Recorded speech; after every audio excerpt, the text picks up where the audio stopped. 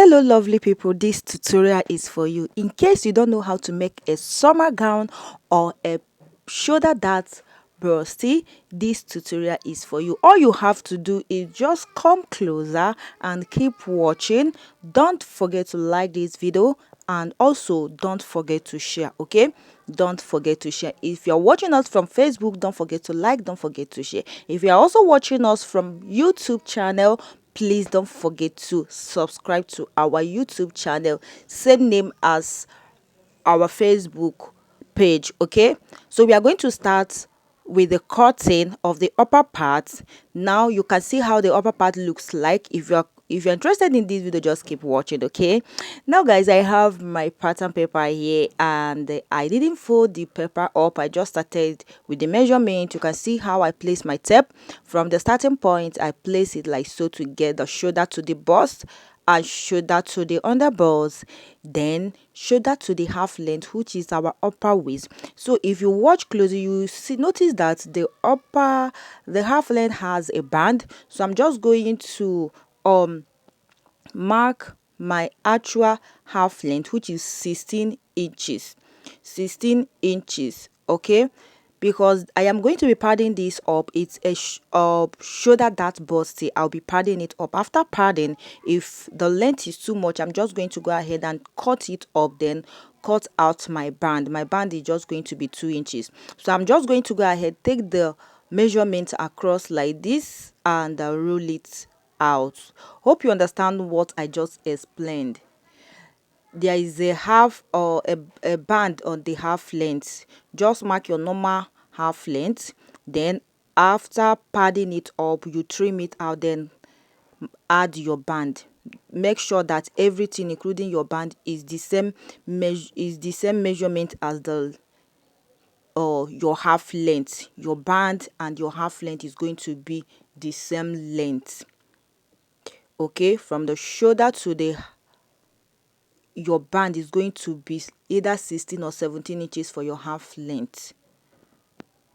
Note that. Okay, now I went ahead to measure my shoulder divided by 2, then I mark my neck width of 3 inches, neck depth of 7 inches. I went ahead to mark my chest line and rule the armhole. This armhole I just ruled out right now is not going to be useful, so I just use my French curve to cover out my v-neck for the front, which is 7 inches. If you like, you can still go down. Now the armhole you are seeing right here is not gonna be useful. I am not going to be making use of it. Later on I'm still going to create a new armhole for this. Now the next thing to do after labeling it, I'm just going to mark my nipple to nipple divided by 2, or from the bust I'll mark 4. Now coming from the under bust, I'm just going to go ahead and mark 3.5 inches. My nipple to nipple measurement is 8. From the bust I mark 4. Under bust and the waist I mark 3.5 inches. Coming to the shoulder, what I will measure what I have left on the shoulder to get the midpoint. I'll just mark the midpoint there. Whatever I have that is left on the shoulder, I'll measure the midpoint. As you can see me measuring it out, I'll just mark the midpoint. Now I'm just going to use my ruler to connect from the bust to the center point of the arm of the shoulder, like so. Guys, I hope you remember what I just said. From the shoulder to your half length, you either mark, if your half length is 17 inches, you either mark 15 inches, then 16 and 17, which is 2 inches, is going to be for the band. But I marked my actual half length there because I'm going to be padding it up.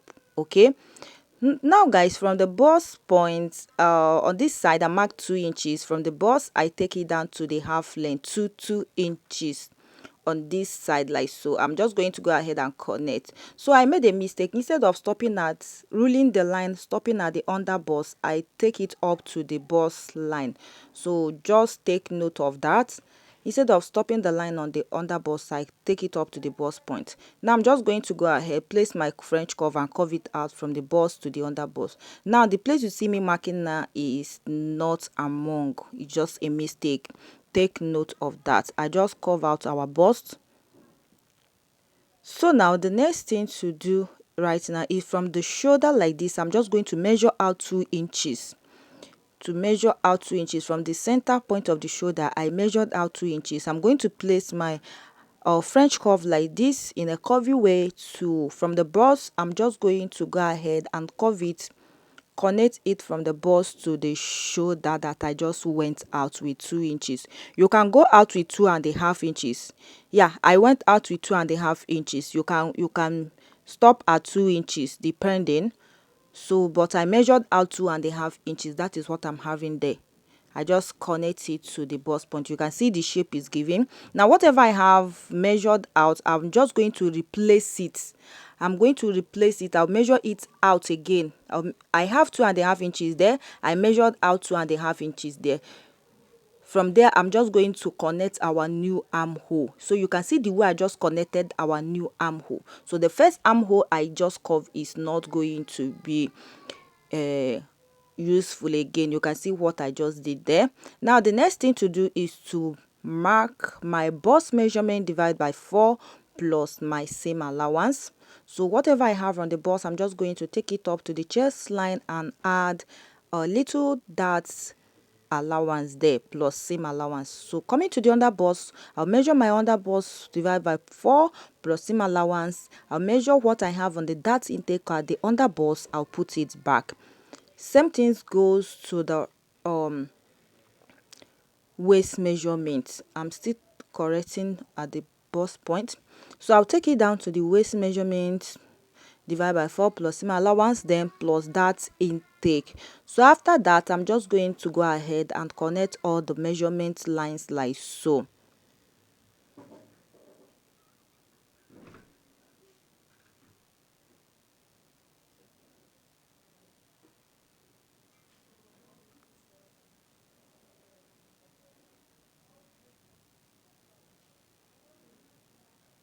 So from this new armhole, I'm just going to come down to connect our shoulder slope. So this particular place I'm shading is going to be the place I will be cutting out.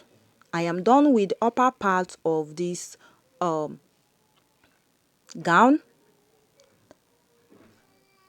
You know, it has this style curvy by the side, a little bit open by the side part. I will still come back to that.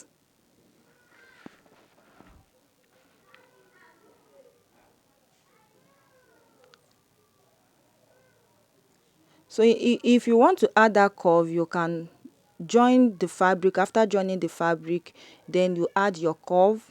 After joining the dart on the fabric like this, you mark your curve. But what I did here is I measured what I have on the side part of this busty.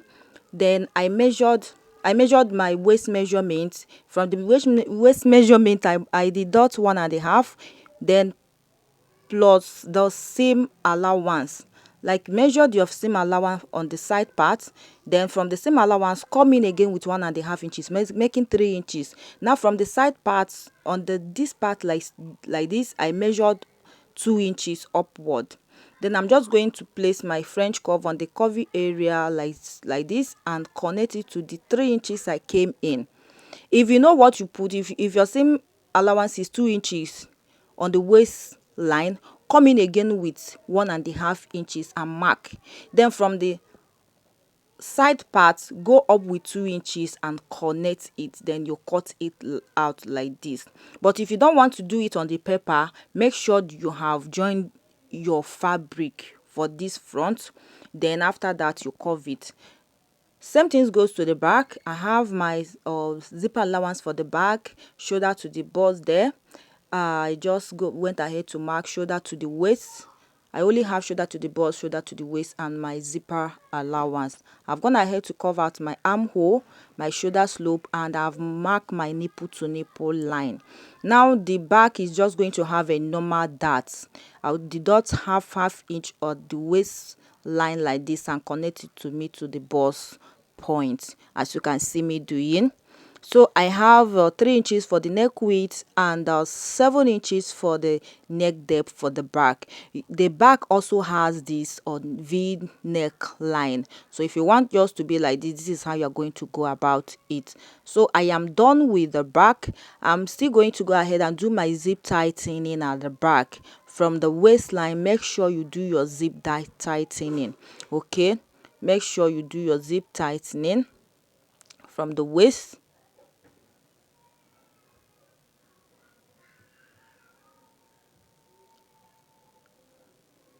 So now after that, the next thing I'm just going to do is to connect, is to uh put all my measurement: bust divide by 4 plus seam allowance, waist divide by 4 plus seam allowance, including the dart intake.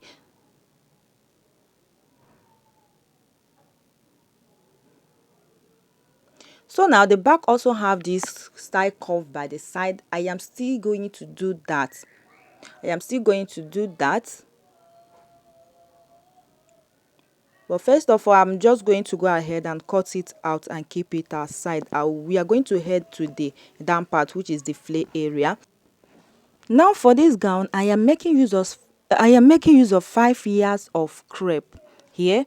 Now I'm going to start by folding up the angle. I'll be folding the front first. So the way we normally fold our flare, so I'm just going to go ahead and fold it up in a angle shape like this. So after getting it, the down part is going to be very full. Now I am working with the waist of 30.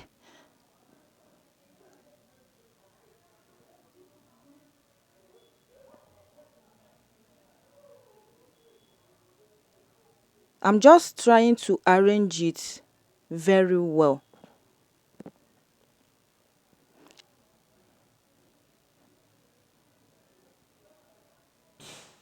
So if I divide my 30 by 4 inches, I'm going to be having 7.5 inches here. So I'm folding the front first. Now I'll be gathering this here. So now to get the you are going to, if sorry, I am going to be having 7.5, and 7.5 multiplied by 2 is going to be 15 inches here. So whatever I have, I'm going to be multiplying it by 2, but I did not do it like so. I'm just placing my tape, taking it down to get uh measurement of 20 inches. So I have 20 inches horizontally here, because I'm still wondering if the 5 years I'm using is going to be enough. That is why I just place my tape. You see the way I just place the tape, taking it down, looking where 20 inches is going to fall in horizontally. So I just have 20 inches there, and 20 by 2 is going to be 40 inches. Now I just place my tape on the line of the 20 that I just got, deducting my half length, which is 16 inches, to get the full length of the remaining gown. I have the full length to be 63 inches. So that is what I'm marking on the down part. If you're not seeing it, I'm very sorry. If you're not seeing it very well, the down part. So if you get your upper part, deduct your half length, place the tape on the upper part to get the remaining length. So that is what I just got there on this side part. Now I am still going to deduct my 16 inches, placing it on the line of the waist to mark, to get the down part.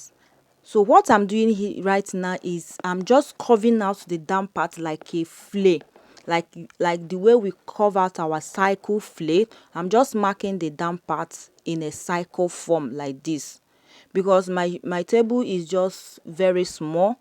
It cannot contain all the fabric on the table. That is why you are not seeing what I'm doing very well.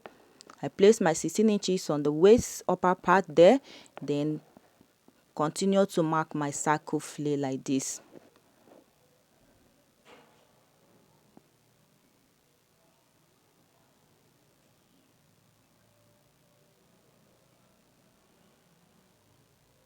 So guys, I would have sprayed this on the floor, but the inside is very dark because it's raining so heavily here. That is why I brought it outside for us to see, just placing it on this little table. Now after getting the down part, I'm just going to go ahead and cut the upper part like this. So I have 20 inches on horizontally on the upper part. When I open it up, it's going to be 40 inches. Okay, so what I added for the front is just 10 inches for the gathering. If I remove sorry, what I added there is about 5 inches for the gathering on the front part. Okay, so I'm just going to go ahead and cut the side part. I'll continue cutting the front. I'm going to place the front on top of the back to cut the back. So if you know how you cut yours, go ahead and do so. If you want to add more, if you have excess fabric, go ahead and add more than. You can add 25 for the front. You can add 30 for the front if you want your gather to be so full. Now after cutting, this is what it looks like. You cannot even see the length because the table is very small. So after cutting, I have one side is shorter than the other part. One side is longer than the other part. It's normal to be like this. So I'm just going to join. So you can see that I have a little fabric there. I'll place it on the one that is longer, then pin the shorter one up with the fabric I just cut out. You can see the way I'm just pinning it. In case you have something like this, cut out a fabric, pin it up with the one that is short. Then I'm just going to go ahead and turn it up like this for me to know the longer one, if they are equal.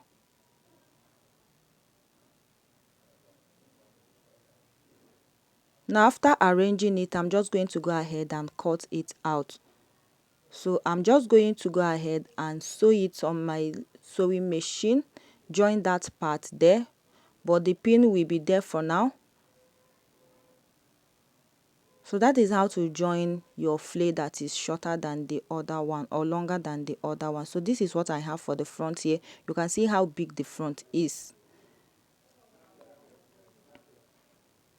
So now the front is ready. Instead of 15 inches, I have, like, instead of 15 inches for the front waist, I have 40 inches. Come on, I have enough to gather here. Yes, what am I even talking about? I have enough to gather here. Now I have went ahead to place the front on top of the back. You can see that I have my zipper allowance there. If you want to add your zipper allowance down, this is how to place it. You go ahead and add your zipper allowance. I'm just arranging it. After that, I'm just going to go ahead and cut it straight away. So you can see that I have enough to gather. Like, I was thinking that I have just 5 inches added to the gather. I just forgot that I have 40 inches there. And the waist for the front divided by 2 is going to be 15 inches, and I have 40 inches, guys. The gather is going to be so full. Yeah, now I'm happy. So I'm just cutting the side part like this.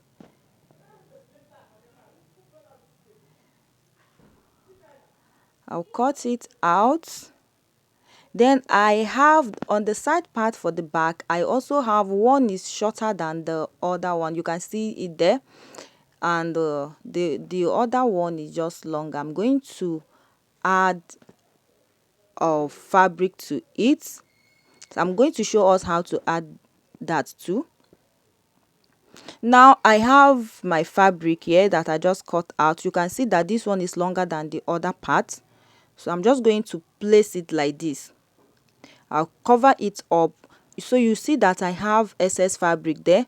That excess fabric you see that I placed on the shorter one is going to be used to joining it. So just place it on top, cover it up, then cut it out like this. That is very, very simple. So you can see it here. Now this fabric, the excess fabric you are looking at there, is enough to join the two boats. So I'm just going to hold it like this and pin it up. The way I'm pinning it is going to be the way I'm going to join it on my sewing machine.